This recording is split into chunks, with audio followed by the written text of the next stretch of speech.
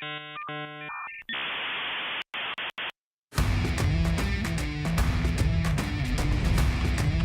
invented the World Wide Web? Should know this. Is his name Steve? No. Bill Gates. Al Gore. Siri? I can Google it for you.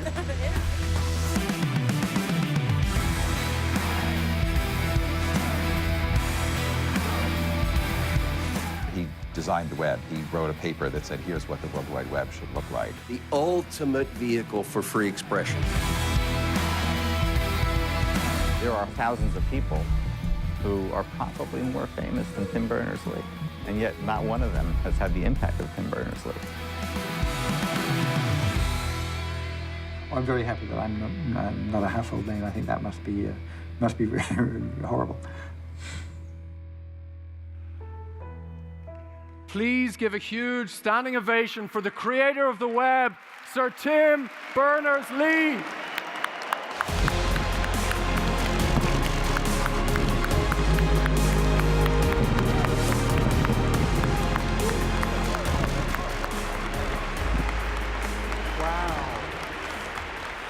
Thank you. Thank you, Web Summit. Thank you, Lisbon. It's great to be back in Lisbon and awesome to be at the Web Summit. So I'm going to bring you, next few minutes, I'm going to bring you to a certain extent some celebration. It's been almost 30 years since I started this web thing. And I'm going to bring you some concerns. And I'm going to ask your help as well. So the arc of this talk is going to be starting off with the inception. Well, you know, for most of you, I probably have to go back and explain that the web and the internet are different, because when in 1989, when I was figuring out the World Wide Web, proposing it, writing a memo about it, the internet had already been around for 20 years. So Vint Cerf and co., they invented the internet back in 1969. Okay, very, very different. For 20 years, the internet had spread amazingly across the world, mainly across America, had to be said. And then, so in 1999, picture me at CERN. I wrote a memo. The memo was about an idea. My boss didn't really have the right to give me a huge global hypertext project on the budget of a physics lab, even though it was a big and really crazy and interesting physics lab. So what he did was allow me to do it as a side project. The neat thing that he allowed me to do, in fact, the excuse, he said, you know, we could use it. You always wanted to buy that next machine, the next computer that Steve Jobs has just designed after leaving Apple. That was the coolest machine around. So why don't we get a couple in? You said you wanted to check out the development environment. So, you know, Objective-C and the neat kernel and optical drives and stuff. And so he said, that can be your excuse for developing the web. You can do it to test the development environment. So that's what happened. I got a Next, fired up the interface builder. If you're developing on iPhone now, the interface builder may be pretty similar to the one that originally came from NextStep that I used back in 1989. It was an amazing machine. It was amazing software. And even though it probably ran about 100, the clock speed on that big computer probably was 1/100th of the clock speed on your phone, but great machine. and so I wrote the first web server. I wrote the first web client, the first browser. It was called worldwideweb.app. For a while, I had explained that in the next world.app meant something was an application, and now it's on. Everybody's talking about apps. That was so. Back in those days, if I had to pick one thing about the design, which I think was the most crucial for everybody to preserve, one thing about the design which led to the web taking off in such a way, and that is, it would be the universality. Really important to make the web just a platform, no attitude. It should be independent of what should not have attitudes to what you should use it for. You should be able to use it for any sort of information. You should use it for in any culture, any language. You should be able to use it with any hardware and any software, any operating system. And so universal in lots of ways, that universality of the web has been key, and it's allowed it to take off. And I have to say, when talking about this arc of the web, initially, for the first 15 years, it has been a time when most people just expected the web to do great things. They thought, they'll be good and bad, that is humanity. But if you connect humanity with technology, then surely, great things will happen. Yes, great things happen. We got Wikipedia. We got the Khan Academy. We got blogs. We got a feeling of, we got cats. Don't know, where did those come from? But the general feeling was that humanity connected to technology has got to be more communicative, it's got to be more peaceful, more constructive than a humanity disconnected. So why am I talking to you now? Well, if you don't have to talk to each other here, you can go out into the street and you will find that the people, this is the growth curve, by the way, on that computer you saw, the next machine, that was the first web server. This is the number of hits per day as we go through the first 3 years. It's on a log scale. So every year, the log on the first web server was 10 times what it was that day the previous year. So that's a serious exponential growth. It grew by 1,000 times as many hits. Although we didn't have concepts like clicks and hits back in those days. So there was serious growth. And that optimism, people saw the growth. People assumed that it must lead to better humanity altogether, because after all, if you connect people together, keep the web free and open, which was a battle sometimes with net neutrality and things like that, but we could keep it free and open, and then people would do good things. What could go wrong? So now, looking back, you can. What could go wrong? Well, all kinds of things have gone wrong since. We have fake news. We have problems with privacy. We have problems with abuse of personal data. We have people being profiled in a way that they can be manipulated by clever ads. We can have those ads being taken them to sites where they come across fake communities of fake people who have fake ideas and spread fake truth. So, yeah, there are lots of issues with the web. So why am I talking to you about this now? Why at this particular point should I talk to you about these things? Well, it turns out that we are almost at the point where half the world will be online. I say almost because actually when we planned to do this, when I planned to come to Web Service and give this talk, we were going to be celebrating the fact that already more than 50% of the people were online, and we're going to talk about what that meant.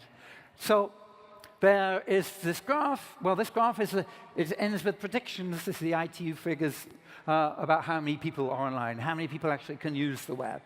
And when you look at the top, actually, if you draw on that sort of freehand, you'd expect it to go up a little bit more than it is. It seems to droop at the end. And in fact, most of the predictions we had a few years ago were that it would keep going on. In fact, this is the actual rate. The blue line is the rate of people joining, getting online. It is dropping off. Whoops. All right.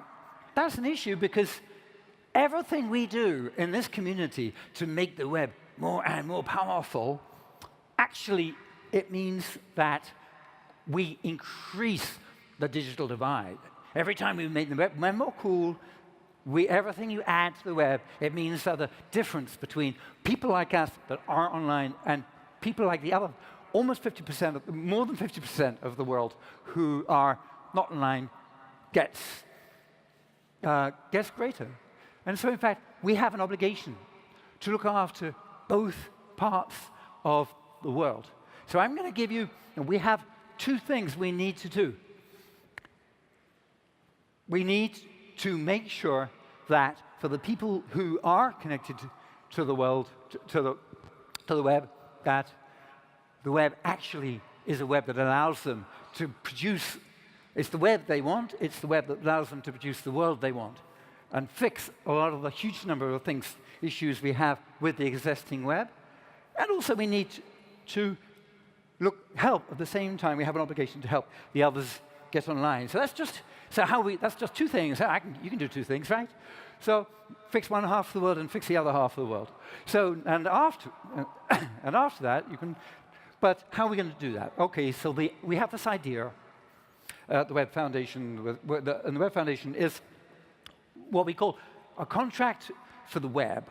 Why contract? Why not a manifesto? Why not all kinds of things? Well, so a contract, here's the thing about a contract. Contract is about different parties coming together from different angles and playing different roles in the contract, meet the contract, things happen, they produce positive mood, positive change, and they all get rewarded. So the thing about the contract for the web is that we've got various principles which we feel, the values, 9 values that we think are important behind it. But then we're going to look at how, if you're a government agency, how does that affect what you should do? If you're a company, how does that affect what you should do?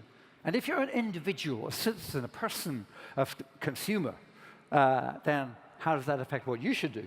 And the idea is that everybody is responsible going forward for trying to make the web a better web in different ways.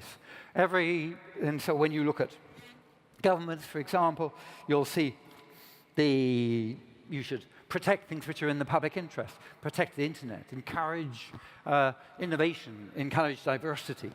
If your companies design the web so that when people meet in your social network, they are constructive. Design it so that they don't just meet people like themselves. Design it so that they learn to meet other people, they get to know people of different cultures. If you're citizens, there's two parts to it, really. Partly is actually, you should, online, you should behave nicely. You should be constructive. You should put in effort, like the people who make Wikipedia, and try to work towards truth. If don't be swept off into some undercurrents of hatred-fueled untruth. So it's partly about behavior as a human being on the web, but it's also, as you're an individual, you need to hold those companies accountable, and you need to hold those governments accountable. A lot of them, we hope, will end up signing, whether or not they sign, but particularly if they sign and join this contract, we need your help. So the contract, that's what the contract for the web is currently a set of principles. It will be a text. The idea is between now and next May that we open it up to lots of people to join and lots of people to discuss. We have working groups about all the various bits and pieces. And so I'm asking your help to be part of it. I'm asking your companies and your government agencies and yourself. You can join, and the whole idea is to fix those two huge problems we have, the people that are online and the people that are not online. And so quite easy, but you guys, I think we can do it together. So hashtag for the web. Thank you, everybody, for the web.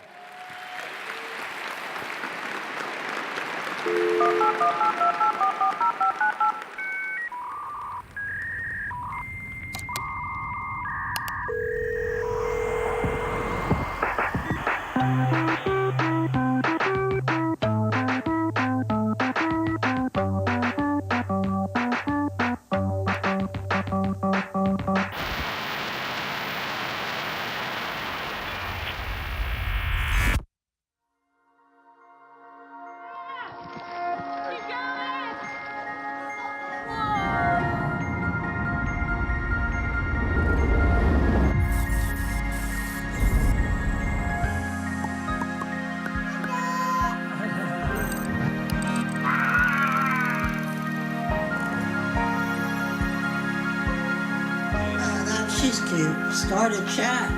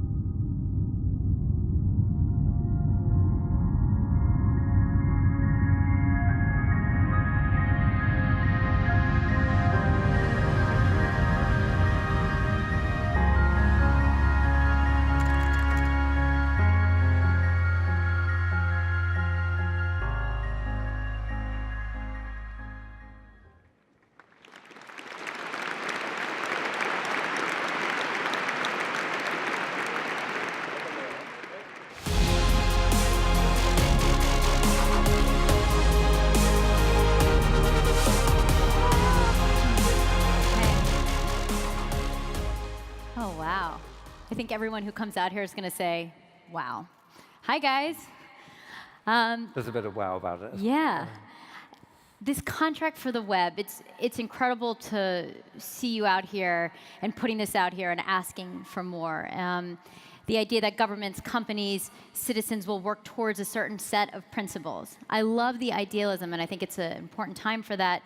So tell us, how do we hold tech companies, governments, how do we actually make sure this works? How do you hold people accountable? Lots of different ways. I suppose if you're inside a tech company, we've seen recently, people inside tech companies have attitudes and respected attitudes about what the company should do. So to a certain extent, you can make sure that the company you're doing from inside, you can make it do the right things. When you look at other companies, obviously from the outside, you can lobby. You can. There will be a phase of measurement. There will be a phase when we actually do look and see whether all the sides of this have actually been upheld. But also, I think to a certain extent, it's not just about enforcement. It's about a change of attitude. But just, for example, GDPR in Europe, it's just a regulation in Europe. But what I've seen is that all over the world, the whole conversation about privacy has changed because the conversation has changed by GDPR. And people, all the large companies, no matter which country they're in, are taking GDPR's attitude as their attitude. So I hope that effectively, companies and governments will take the contract for the web attitude as their attitude. This is a big question, but we have a big audience, so why not? What do you think, as a leader in the web, what do you think is the single most important ethical issue when it comes to the future of technology and its increasingly complicated intersection with humanity? You know, I would have answered that question easily 10 years ago. I would have said, oh, well, keeping it free and open. The web shouldn't be controlled by anybody. But now, part of the contract for the web is, in a way, there's a coming of age here. There's a realizing that there are some simple issues we should fight for, like freedom, or free speech. But when you actually look at a lot of the issues in the contract, it's actually complicated. So if you asked me to pick one and say, this is most important, that would mislead her. Everybody would rush off fighting for that, but then they would then realize the unintended consequences of pushing for anonymity and encryption. Actually, it's all very well. But when you push for anonymity, then what do you do with people who put hate speech online? Where do you draw the line? So I think there are 9 principles. I'm not going to pick and choose. But I don't want people out there to just pick one. This idea of privacy is very interesting. I think we've seen in the last year a lot of things happen that make us question our right to privacy online. So I'm going to present two views to you and argue for one. I think I know which one you're going to argue for, but maybe we have reached this pivotal point that maybe we just need to re-envision our privacy because we've signed these social contracts when we logged on to this great service that you've created. Maybe at this point we should re-envision our privacy. Or privacy is a fundamental human right, and we must fight, fight, fight for it. So give me the argument. For me, you guess which camp I'm going to be in. Privacy is one of the fundamental rights, and we must fight for it. Not just because we're worried about pictures of ourselves being shown to the wrong people or becoming public, because it's all about being able to have to myself the things which I only share with myself, and most things I share with somebody or some people, but being able to actually share with whoever I want, anybody in your family, anybody I work with, people I meet, the power to be able to share anything with anything, to be able to do a deal if I want to with somebody to help me do my shopping, for example. So yeah, definitely I think privacy a fundamental right. Have you seen these tech companies, especially companies like Facebook and Twitter, when it comes to this delicate line between free speech and censorship and them trying to tackle hate speech? Have you seen a change of attitude inside these companies? As the kind of person who goes in and has the off-the-record, behind-closed-doors meetings, have they shifted their mentality over the last couple of years? I think there are a lot of cases, there are some cases, as I say, there are some things which are just simple issues and some which are complex ones, and the limits of free speech are a complex one. In general, I feel what we need to do about that as a community. Sometimes as a local community, you might want to, in Lisbon, might want to have discussions about what do people in Lisbon feel are the limits of free speech. But then globally, we need global discussions. It's difficult because different people have different opinions. If you're building a huge software platform, or you're building a little software platform which may become huge later, you need to think about what are the implications. With every line of code you write, has this got an implication for free speech? What happens if somebody drags this here and drops this here? Then, is that going? No. How is it going to affect people's rights? How is the system, when people take their attitudes about free speech, for example, that they were taught and they learned in kindergarten, what happens when they come to my platform? How does that apply? Will I need new concepts of free speech? Will I need new concepts of privacy on the platform? Great. Well, we actually have a great group of supporters who have signed the contract, so I want to bring them out and have them explain why. So you guys come on out. Great. Give him a hand.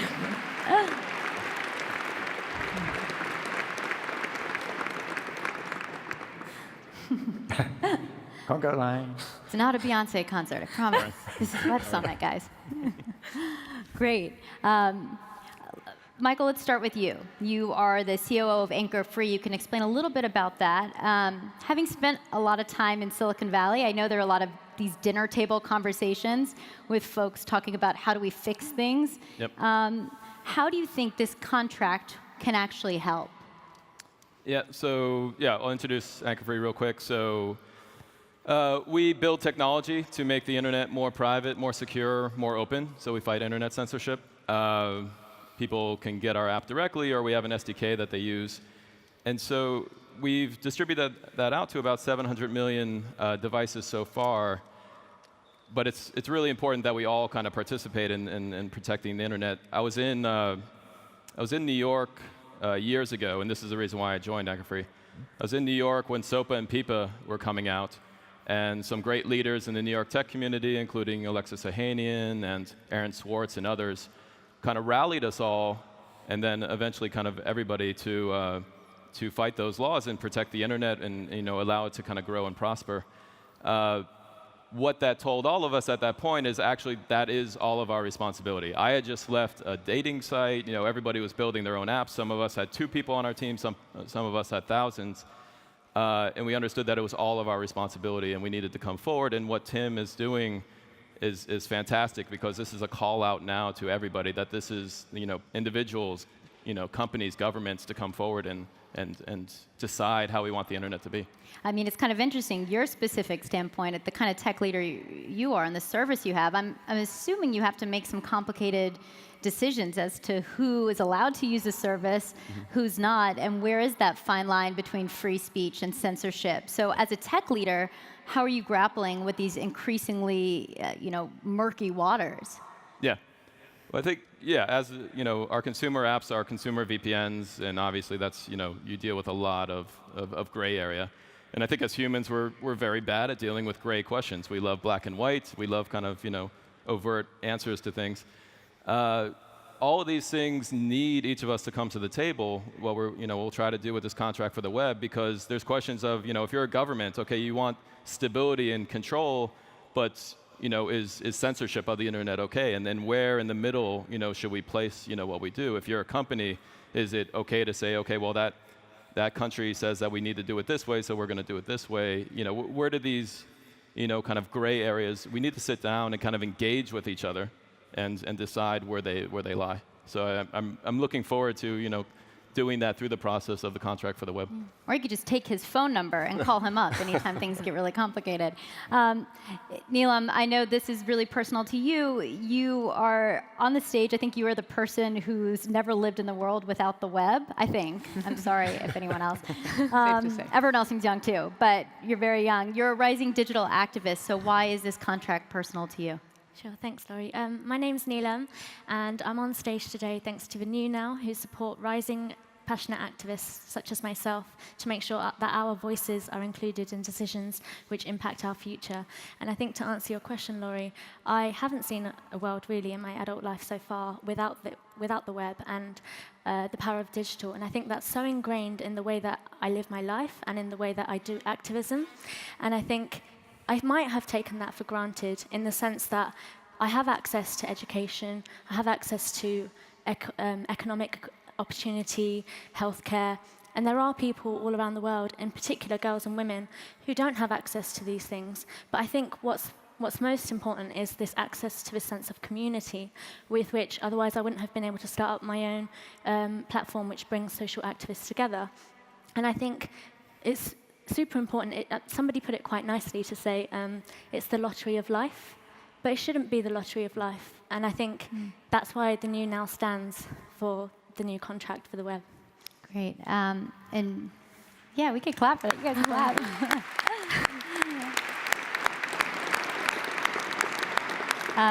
Jacqueline, you're a VP at Google, the president of Google.org. It's good to see a big tech company show up, come on stage, and kind of talk about some of these things, especially at this time.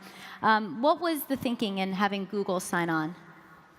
Well, this is an incredible moment for the world. This 50-50 moment, it's a huge milestone, and it's a great opportunity for us to really double down and bring access to everyone, especially, as Neelam was saying, women and girls who are much less likely to have access. And we know with the vast scale of the web that brings huge benefits as well as challenges. And as Google, we really think the best way to deal with these challenges is to come together collectively and work collaboratively. So that's why we're here at the table. We're working alongside government, social, civic society leaders, other companies, academics, web users. We all need to come together, and that's why Google is supporting the Web Foundation and why we're also very supportive of this new contract. And we think everyone can really get behind these principles and really rally together to protect the free and open web. It's an important time for Google, too. Just last week, you had employees all around the world walking out of the office and protesting for better conditions for women in the workplace. This was an international story, and I personally had friends walking out who felt frustration. So you are a female leader at Google. What has to change? Well, I participated in the walkouts, and I think it was a good moment for us to come together as a company. And I think what we heard as leaders from our women and from allies as well is that we need to do a better job of creating a really safe and inclusive workplace, and we're really committed to doing that. What's your message to women out here who are... Women! We need more women in tech.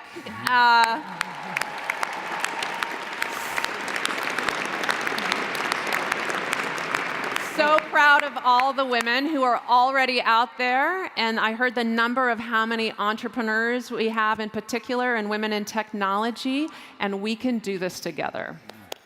Great. Munir, you are the Minister for Digital in France. That's a fancy title. Explain that. And France is also the first country to sign the contract. So explain the thinking behind it. Yes, tonight I'm very proud to announce that on behalf of President Emmanuel Macron and our whole government, France is the first country to sign this contract for the web. It all comes with everything we believe in. In Europe, we have a strong belief that there should only be an internet that serves the people and serves the planet. That technology should always serve the humans and not the contrary. And we are fighting for that. We are united. We are uniting for that. And today is the right time, because after 30 years, because after all the development and the transformation of the web, at this age of maturity comes the age of responsibility. And we believe that if we want to avoid the wild west of the web, if we want to avoid a web where our mothers, fathers, and kids to come, and SMEs and startups should really build their own digital path, should really decide what they want for themselves on the web, we need to avoid the abuse. And when I talk about the abuse, we know them, we see them every day. Personal data that are abused every day, speech, online hate speech that becomes the norm, unfair business practices that are everywhere and that are completely hurtful to our SMEs. For all these reasons, we were very passionate to sign this contract.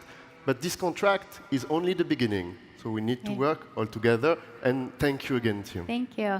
I want to end with you. Thank you. Thank you. Tim, I want to end with you, and I know we got to wrap. I had a moment a couple weeks ago at CNN in New York. We had an explosive device that was sent to our building. And I remember as we were sitting out there thinking, because a lot of the hate speech was there before, and there were actual threats that emerged offline. And I remember thinking, I feel like we've reached this point where a lot of these clicks and swipes are turning into police sirens. And it certainly felt like an important moment to look at. So because I got you here, because you created the World Wide Web, tell us all, do you think it's going to be okay? I